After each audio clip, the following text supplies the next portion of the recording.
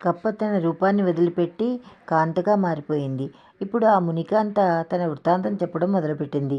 ఓ మహాత్మా, గౌతమ ఋషి, పూర్వకాలంలో గోదావరి తీరంలో ఒక చిన్న గ్రామం ఉండేది. అందులో హరిశర్మ అనే ఓ బ్రాహ్మణుడు ఉండేవాడు. నేను అతని కుమార్తెను. నా పేరు మంజుల. నా తల్లిదండ్రులు నన్ను చాలా గారాబంగా పెంచారు. దాంతో నాకు మొండితనం, పెంకితనం వచ్చాయి. నేను అనుకున్నదే కావాలనే పట్టుదల కూడా ఉండేది. నాకు యుక్త వయస్సు వచ్చింది. సంబంధాలు చూడడం మొదలుపెట్టాడు నా తండ్రి.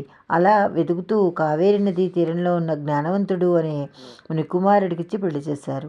ఆ మహర్షి చాలా నియమనిష్ఠుడు కలవాడు. పరమశాంతమూర్తి. వివాహమైంది. నేను అత్తవారింటికి వచ్చాను. ఇంతలో మాఘమాసం వచ్చింది. ఆ రోజు తెల్లవారుజామున నా భర్త నన్ను లేపి, మాఘమాసం వచ్చింది, ఈ మాసం పరమ పవిత్రమైనది. నా చిన్నప్పటి నుంచి ప్రతి సంవత్సరం మాఘమాసం వ్రతం చేస్తూనే ఉన్నాను. ప్రతిరోజు స్నానాలు, వ్రతాలు చేస్తున్నాను. ఈ సంవత్సరము నువ్వు కూడా ఉన్నావు కాబట్టి ఇద్దరం కలిసి వ్రతం చేద్దాము. నువ్వు కూడా నాతో పాటు రా అని ఉదయాన్నే కావేరి నదిలో స్నానం చేద్దామని. ఇక్కడ ఒక శాస్త్రవచనం ఒకటి ఉంది. అది భోజనం చేసేటప్పుడు విస్తరిలో 100 మెతుకులు ఉంటే ఒక ముద్ద వదిలేయాలి. సూర్యోదయం కాకముందే స్నానం చేయాలి. యాచకుడి ఆకలి గుర్తించి అన్నం పెట్టాలి. జపం చేసే సమయంలో మెలికి పూసను లెక్కించరాదు. కాబట్టి ఉదయాన్నే సూర్యోదయానికి పూర్వమే నదీ స్నానం చేయాలి. స్నానానంతరం సూర్యుడికి నమస్కారం చేసి నదీ తీరంలో కానీ ఇంట్లో కానీ లక్ష్మీనారాయణని పూజ చేయాలి. తులసి తీర్థం తీసుకోవాలి. మాఘపురాణం వినాలి. ఇలా చేస్తే మాఘమాసం అంతా గొప్ప పుణ్యం లభిస్తుంది అన్నాడు. ఆ మాటలు విన్న నేను నా మొండితనంతో ఆయన మీద చిరాకు పడ్డాను. మాఘవ్రతాన్ని ఆయన్ను తీవ్రంగా దూషించాను. తండ్రిలాగా కుమారుడు కూడా పరమశాంతమూర్తి అయినప్పటికీ వ్రతాన్ని దూషించగానే ఆయనకి చాలా కోపం వచ్చింది. నా ఇంటికి వచ్చిన తర్వాత నాతో పాటుగా దైవ కార్యాలయాన్ని నిర్వర్తిస్తానని నన్ను వివాహం చేసుకున్నాను. దైవం పట్ల నీకు ఇంత ద్వేషం ఉన్నదని నాకు తెలియదు. మాఘమాస వ్రతం నీ కంటికి అంత తేలిగ్గా కనిపిస్తోందా? నువ్వు నాతో ఉండడానికి పనికిరావు. కృష్ణానదీ తీరంలో రావి చెట్టు త్వరలో పెద్ద కప్పవై పడి ఉండు అని శపించాడు. ఆ దెబ్బకు నా మత్తు కాస్త వదిలిపోయింది. భయంతో కణగణ వణుకుతూ నా అపచారాన్ని మన్నించమని ప్రార్థించాను. శాప విమోచన చెప్పమని వేడుకున్నాను. బ్రాహ్మణుడు మనసు వెన్న చాలా తేలిగ్గా కరిగిపోతుంది. ఆయన నా మీద దయతలిచి గౌతమ మహర్షి తీర్థయాత్రలు చేస్తూ కృష్ణా తీరానికి వచ్చి అక్కడ మాఘమాస వ్రతం చేస్తాడు. ఆ మహర్షి చేసిన పూజాఫలంతో నువ్వు మళ్ళీ మానవకాంతగా మారుతావు అని శాప విమోచనం చెప్పాడు. ఆ రోజు నుంచి నేను కప్పనే ఈ చెట్టుతరలో నివసిస్తూ నీ రాక కోసం ఎదురు చూస్తున్నాను.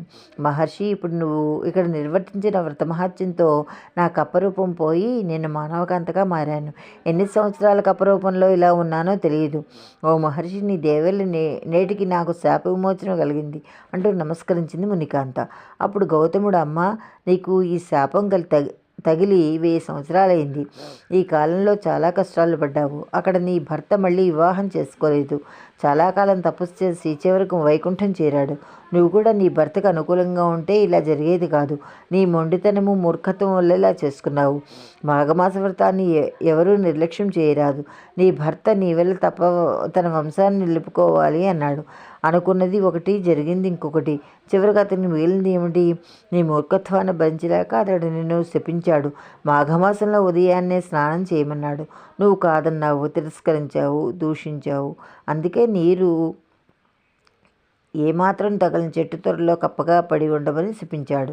నీకు శాప విమోచనం కలిగే సమయం వచ్చింది కాబట్టి నాకు తారసపడ్డావు. నేను చేస్తున్న పూజాధికాలు చూశావు. శాప విమోచనం అయింది. మళ్ళీ మానవకాంతమైనావు. ఇప్పుడు నువ్వు కూడా మాతో పాటుగా మాఘమాస వ్రతం చెయ్యి. గొప్ప పుణ్యం వస్తుంది. లేచి వెళ్ళి నదిలో స్నానం చేసిన ఎవరైనా సరే తెలిసిన కానీ తెలియక కానీ మాఘశుద్ధ సప్తమి, దశమి, ఏకాదశి, పూర్ణిమ, బహుళ ఏకాదశి, చతుర్దశి, అమావాస్య తిథుల్లో ఉదయాన్నే నదీ స్నానం చేసి పూజాధికాలు చేసి లక్ష్మీనారాయణులను పూజించి పురాణ శ్రవణం చేస్తే వారికి విష్ణులోకం ప్రాప్తిస్తుంది. కాబట్టి నువ్వు కూడా స్నానం చేసి వ్రతం చేసి పుణ్యవతిగా నీ భర్తను చేరుకో అని అన్నాడు గౌతముడు. ఆ మునికన్య మహర్షి చెప్పినట్లుగానే మాఘమాస వ్రతం చేసి మరణానంతరం విష్ణు సాన్నిధ్యం పొంది వైకుంఠంలో తన భర్తను కలుసుకుంది. మాఘమాసం షష్టమ అధ్యాయం సమాప్తం.